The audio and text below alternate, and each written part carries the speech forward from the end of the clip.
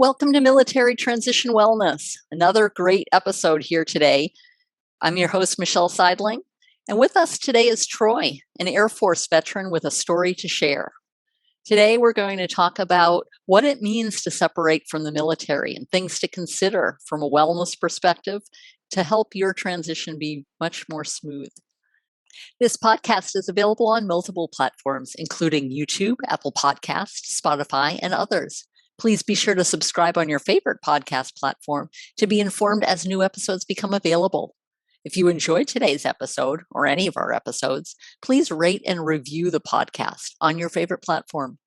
As always, check out our website at foodexperienceunplugged.com for some resources as you begin your health journey. Troy, welcome to the podcast today. Thanks for having me, Michelle. Glad to be here. Oh, fantastic having you. Well, tell us about your Air Force experience. What happened? What great, awesome things did you do? And maybe, that transition or the decision to separate from the military. Thanks again for having me on the show, Michelle. I do want to say that the Air Force made a huge impact on my life, and I'm so grateful for the time that I spent in there. I served from 2014 to 2018. I was part of U.S. Space Command. And if I would have stayed in, I probably would have been a part of the Space Force. But funny fact, I actually went up to General Raymond, who is the head of the Space Force now, when he was a 3-star. And I asked him, do you guys think that there's going to be a Space Force? And they were like, well, we're not sure yet. So I was thinking, in retrospect, I was like, I should have got a promotion for that. For asking him that question. Yeah, but they probably knew. You just, you know how they are. Got to keep it close to the chest. Sure. Fantastic. Wow. So what was it like, during your stint there? You were with the Space Command the whole time you served?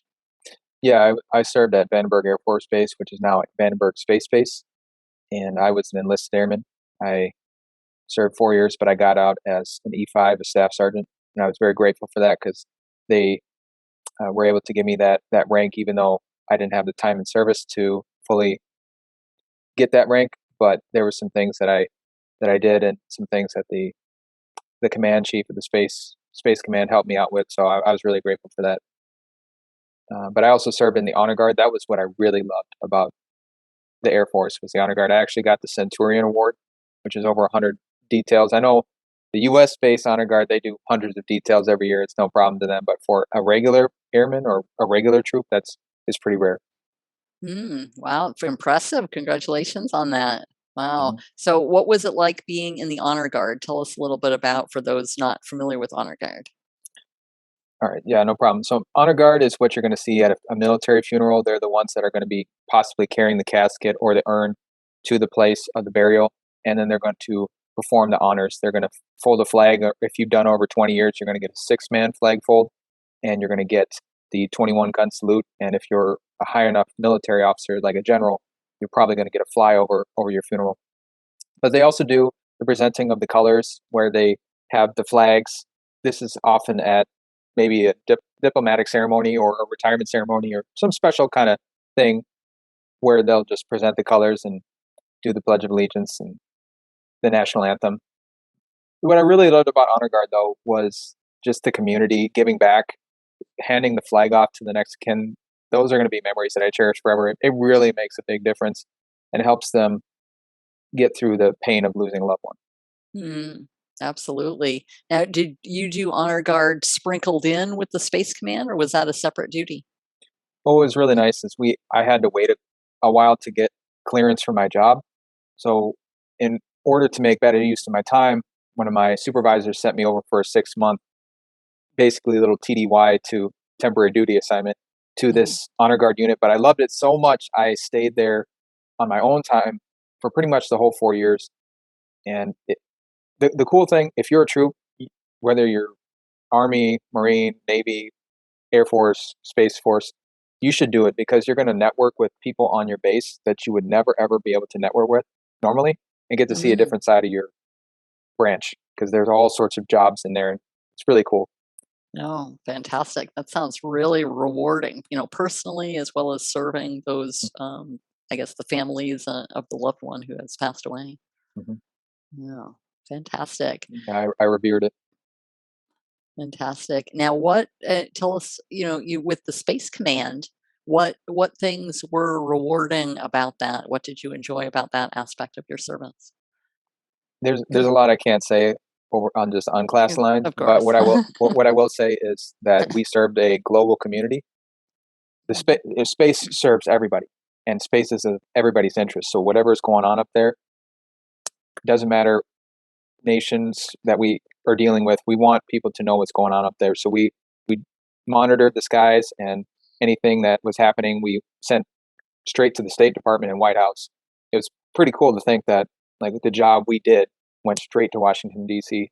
and that's what I can say about it. It was a lot of math too, and I'm not a math guy, but the good thing about the military is that it sharpens you and it makes you want to be better. I did my best I could. Fantastic. That sounds very rewarding from many different perspectives. It was a Uh, big job. Yeah. Fantastic. Now, talk a little bit about when you decided to separate. What was that? What were your thoughts? What were your plans? What were your experiences? Yeah, I just want to say too that these thoughts represent my own, not the Department of Defense here. I, I'm just an E5, but I was really grateful for my time in the Air Force, but I just felt like I didn't feel like it would be a career for me. I'm so grateful, and whether you do 4 years or 40, you're still, you get out honorably. You did your part for the country. I just, Absolutely. f- Thanks. I oh, and yeah, it was. Thanks for letting me serve. I always tell people that it's your military. Don't ever forget that. I just felt like I wanted to go back home. I really missed my family. I missed my friends, and there were some other things I wanted to try out. And I was able to use this military experience to help me go back to college, which was really great. And Mm, it's opened a whole bunch of doors for me. I'm just so grateful for everything that the military has given me, even after I left. mm, Absolutely. Fantastic. Now, with that, what had you when did you first start thinking about separation and really starting that whole process? Well, I would say probably about 2 years out, was just I just didn't know if it was for me, like the life and not having full control of my life. That's something that I really wanted. And in the military, you get a lot of benefits, but in order for that, they kind of take control of your destiny for a while Mhm. and, understand that. So I started to really think about it halfway through. I didn't want to fully pull the trigger because things can change in a year, right? We don't know where we're going to be in a year. Sure. But for me, I remember reading this book called The Way of the Superior Man, and it said that when you come to a point in a job or a journey where you feel like you have no regret leaving, then it's probably time for you to leave. And that's what I basically felt. Mhm. Okay. Okay. So now in terms of preparation for that, what things did you do from a wellness perspective to prepare and then when it actually happens and so forth? What was that experience like for you? Well, what I will say to all veterans, regardless of branch, is you kind of want to keep your separation. Well, I should say you want to keep the idea of your separation kind of close to your vest because the military, it's wanting to keep its people. It wants to keep you going because it kind of it's if you break out before retirement age, it's kind of like you're breaking the system a little bit. But what I was they'll support you either way. But what I will say is don't if you're in a 4 year term and you're halfway through and you're like I'm getting out, well that's not going to make you look good in anybody's eyes, right? Mhm. So keep that as close to your vest as possible until they start asking you, are you going to stay or are you going to go? Because they're going to start asking you around 6 months out. And then that time you can be honest and say, well, hey, I appreciate it, but I'm going to move on. Or if you're going to stay in, be like, okay, let's re up. But that's something that don't start blurting that out too early. You might shoot yourself in the foot, okay? Because you know, they want to treat their people the best that are the ones that are staying. And why wouldn't they, right? Sure. I don't That have makes anything sense. I don't have anything against them for doing that. But just don't put yourself in a situation where they're going to look at you and be like, oh, this guy's just riding it out. Mm. But what I'll say with that is if you do decide on getting out, whether you're 4 years or retirement, you want to start saving at least a year or two out. And you want to have a multiple months worth of income to have available for you when you get back, because some people, they don't automatically get into another job. You want to have some cushion. And maybe some people have Mhm. families too. You want to think about that. Okay. Yeah, good point. So, absolutely. So, what other things did you do to prepare for that? So you prepared financially, sounds like, and Well, one thing that really helped me is I had another veteran that my friend knew, my roommate, that he had separated a couple months before us. So he acted as like a mentor. He's like, you got to do this, you got to do this, you got to do this. And so he was oh, really freshly separated. So I would try to find a veteran that maybe is recently separated that can mentor you through the process. okay, And he was a really good source for us to utilize. okay, all And right. the other thing I wanted to say too is if you have any sort of disability, like any service related injuries, you should get those checked out. Some people don't want to apply for disability. I completely respect that. Mhm, I was able to qualify for disability, and the percentage, that's kind of a personal thing. But if if you received any sort of injury during your service, you should apply for service related injury, or at least get it documented, because that can be used to help you out later in life. mhm, It's a lot easier to do when you're in service. It's a lot harder to do when you're outside, because they don't cover really the stuff that happens per se so much on the outside. But if you get over 30% disability, you can get free health coverage from your VA. That's mhm. huge. That's huge. Yeah, yeah, definitely, really big help with Yeah, regard to and that. I'm lucky because I live near Minneapolis, and we have the Minneapolis VA clinic, which serves huge swath of people. But um, yeah, I would if you have a VA, you're lucky to have a VA near you. You definitely want to see if you have a service related injury that can qualify you, because you're over 30%. They cover you for life, and that's it. I mean, I utilize the VA all the time. Mhm. It's amazing. Excellent. Fantastic. So now when you actually went through, you separated, what kind was it, a culture shock? What was that transition like? Okay, now yesterday I was in the Air Force and now I'm not. What was that like? Well, it's kind of funny, Michelle. My view of Minnesota was from 2014, and when I came back, it was 2018, and a lot had changed. Hmm. I won't delve into much of like how I personally went over it, but what I will say is that yeah, there's going to be a transition phase, but this is why the preparation is so important. When you come back, I, you'll I think you'll be really relieved, but at the same time, there'll be parts of the military that you miss, maybe a little bit of the structure, but you have a lot more freedom. So it's not like you're just losing. You're gaining, but maybe you're losing some things, but you're gaining a lot more. And what I would say is you want to make sure, like, when you're getting out, what kind of job you're going to do. Or a lot of veterans I knew, they just stayed in the military as civilian employees. That's pretty easy. They're kind of in the same environment. But if you want to check for us, it was AFSC, Air Force Specialty Code. I know Army is military MOS or something. Mhm. But if you're an accountant in the military, that transition is super easy into the civilian world. But mine didn't do so. It wasn't as transferable. So you want to make sure that if you don't have a transferable job, that you find a job that you like. Or you can always go back to college, because if you're honorably discharged, you can go to college for free at any college in the nation. Mhm. Fantastic. Mhm. Now, when you first got out, or even before then, did you have an idea of what you wanted to do afterward, career wise? Well, I went on a 2 month sabbatical to Europe, which was really awesome.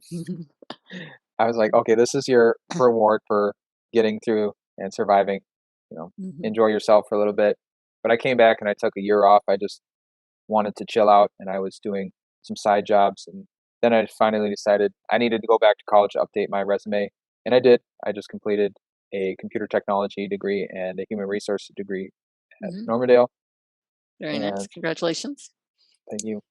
And another thing I will say too is you want to keep your 401k if you have one that you got in the military, because I unfortunately pulled mine out, but just leave it alone. I would say you can make another one or transfer it into the new 401k, but don't just pull it out and use it.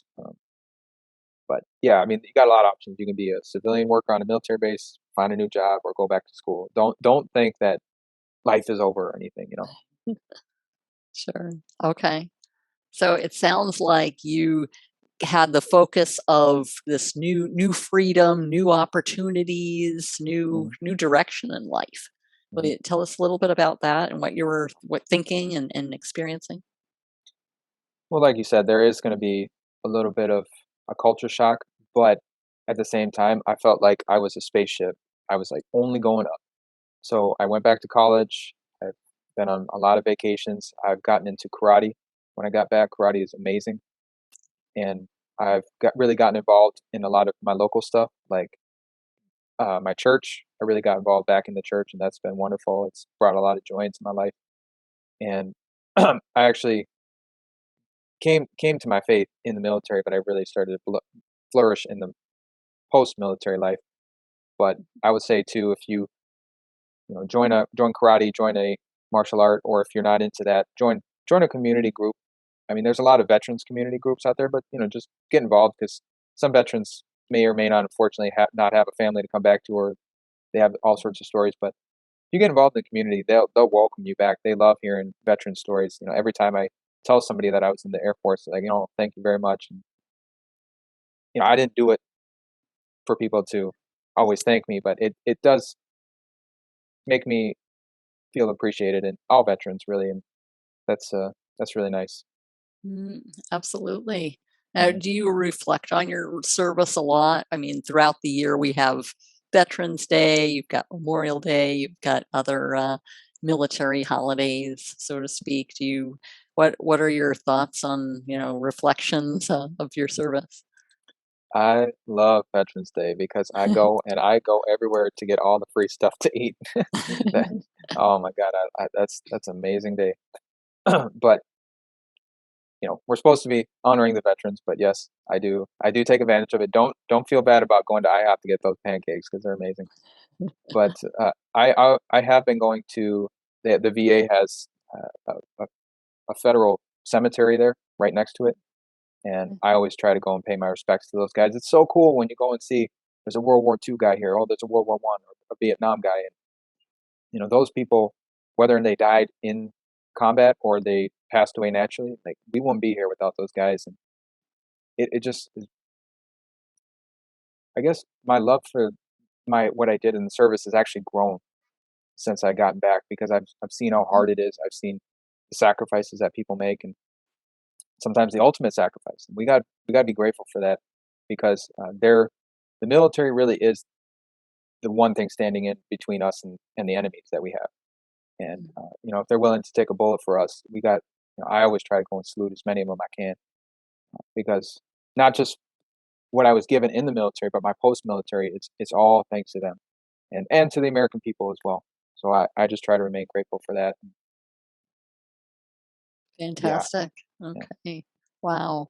So now you mentioned there are a lot of benefits for um, of military service to the civilian world. Like when you got out, Mm, there are a lot of opportunities for you, but there are also opportunities to give.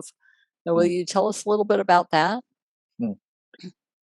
Well, I guess the nice thing I'll say on a personal level, the nice thing is because I'm a disabled veteran, I get to ride the trains and the buses in Minnesota for free, which is pretty awesome. But I I'll say I haven't been doing a whole lot in the veteran community. I've been doing other things, but I do donate to the American Legion, which I believe is a honorable charity that helps military families, and I give back to them that way. But I just whenever somebody's needing help, I usually try to help them out because in the military sometimes it was pretty hard.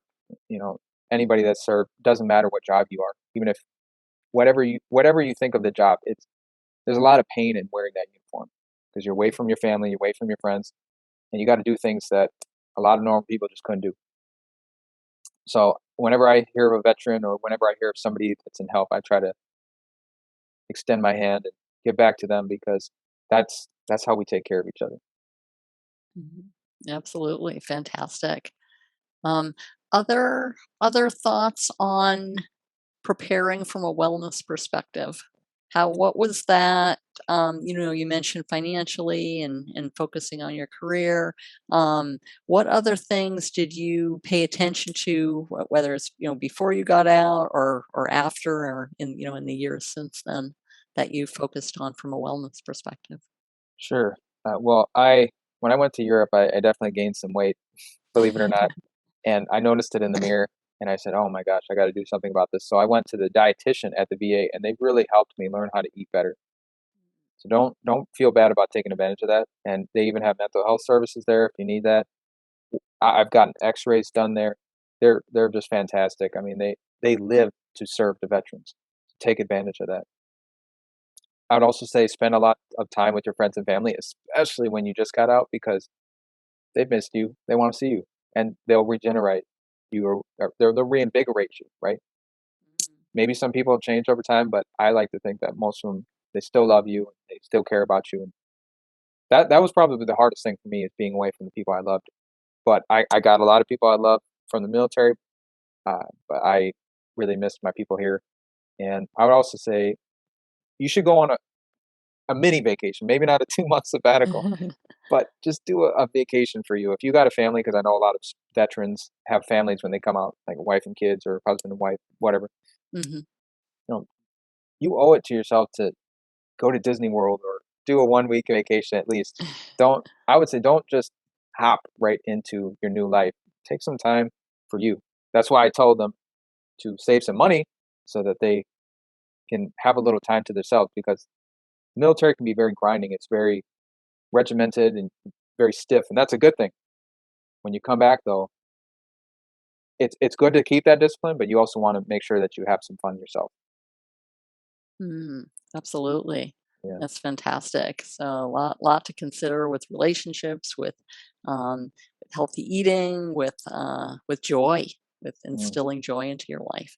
mhm. So fantastic.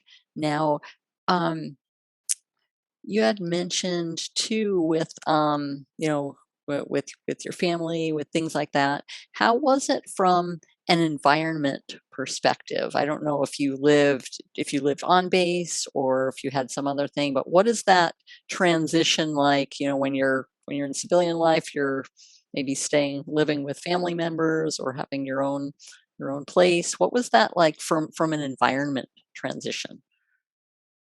Well, as an enlisted, I had to stay on base for 3 years, so we were in the dorms, doing that dorm life. And I was a little bit older than a lot of those guys, so that there was sometimes it was a little tough. But me and my best friend, excuse me, we it, okay. So in our third year, once we hit E4, we were offered the chance to get off base, or you can stay on base, but it was a little harder to do that unless you had a family. So we got off base. We went to this town called Santa Maria, which was pretty close to the base, and that is a little bit of a way to kind of get more back to the quote unquote normal life, is living off Mhm, base. If that's something that you want to do, I really wanted to, because then that way I could really separate my work from my regular life. mhm. But for Okay, some for some military officers, specifically like a base commander, they're required to live on base. You know. sure. But Absolutely. I think if you can live off base, that's going to give you a little bit more of a quote unquote reality based, or I don't know, however you want to say it. But when I came back home, it wasn't hard for me. I lived with my mom, and it was it's just like I had left, and it was no big deal. But I guess that's did I answer your question? Yes, Sorry, yes, I was like yes, thinking, did I answer your absolutely. question? Oh, well, it just, different environments kind of breed different experiences and, doing so, I mean, it sounds like it helped in your transition to civilian life. Well, I mean, for me, I was not the typical 18-year-old kid that pops into the military when they graduate high school. I was 26 when I did, so I was, I guess you want to say, a little bit ignorant. Like I wasn't quite like the groomed military guy when I came in. Not to say I didn't conform. If you don't conform, they're going to come down on you pretty hard. But for me, I had lived so much of my life in the civilian world. It was not a big deal to me. But I know people that are in it from 18 to 38 or whatever an officer does. That might be a different story, but for me, it wasn't too hard. I only did 4 years. Fantastic. That's really excellent, excellent points on so many different aspects of wellness. Um, as we wrap up here, what do you think are the most important things for anyone transitioning out to to focus on? Are there certain aspects and or first steps, if you will, in going through the transition to civilian life? I'll definitely say don't ever stop asking for a military discount. It has saved me hundreds, if not thousands of dollars. And a lot of people don't understand veteran discount, but they'll understand military discount. That's what I'll say. And then you could just flash your little VA card if they ask for it. But you'd be surprised at how many people do that. And then there's the bus and the train benefits. And don't forget that regardless of who you are, you have veteran preferential hiring. Mm, It's just okay. part of affirmative action. So don't be afraid to take advantage of that. I don't, veterans are hardworking people, so they may not think that they need it, but don't be afraid to take advantage of that because why wouldn't you? And I will also say, like I said, think of it as a new assignment or a new mission. Mm, Don't give up. There are going to be some hard times, but you got through the military. You can get through this. It's going to be just fine. Take care of yourself. Go to the gym. I go to the gym 6 days a week now. A really great book for military people to read, by the way, is "Can't Hurt Me" by David Goggins. I don't know if you've heard mm. of that. No, I have not. So I'll just I love David Goggins, so I just want to give you guys a real quick intro to him. He was a Navy SEAL. He did 20 years. Well, he did 4 years in the Air Force, and then the rest of his time in the Navy. Mhm. And this guy has such an incredible story from his childhood to just getting into the military. He was 294 pounds, and his recruiter told Mm, him that he had to lose 100 pounds in 3 months, and he did it. wow. And he ended up becoming one of the most intense ultra marathon runners in the world. He held the pull up record, Guinness World Records for pull ups for a while. This guy is just a fitness freak, fitness guy, and he has a lot of wisdom. You can follow him on all sorts of social media, but his book is so amazing because it just touches every veteran story. Because this guy, he said he wanted to be the uncommon amongst the uncommon. He went Mm, to Army Ranger School. He graduated as a SEAL. He went to Delta Force training. He was an Air Force TAC-P. I mean, this guy is just if you're looking for toughness, you're looking for a mindset, you're looking for a mindset that's going to help you succeed into the civilian world, go read that book. It is the one, it's in my top 3 best books of all time. It changed my life. And you listen to that guy, he's amazing. wow. Fantastic. Oh, well, we'll include that book in the notes as well And as a David, I get reference for 20%. people. I get 20%, David. I'm just kidding. Yeah, no, go read it. If you're a veteran, you'll love it. Fantastic. Well, Troy, it has been an absolute pleasure having you on the podcast today. Thank you so much for your service. Thank you for your experiences. And Mm. it sounds like for you, you really took a lot of time and effort to plan out your your life, not only in deciding to serve to begin with, but in also deciding to separate and really a lot of different aspects of wellness from healthy eating to environment to career to education to relationships. All of those things really seemed like they really came together to help you to transition out and to be successful in life. Fantastic. Thank you so much, Troy. We really appreciate you being on the podcast today. It's my pleasure. Thanks, Michelle.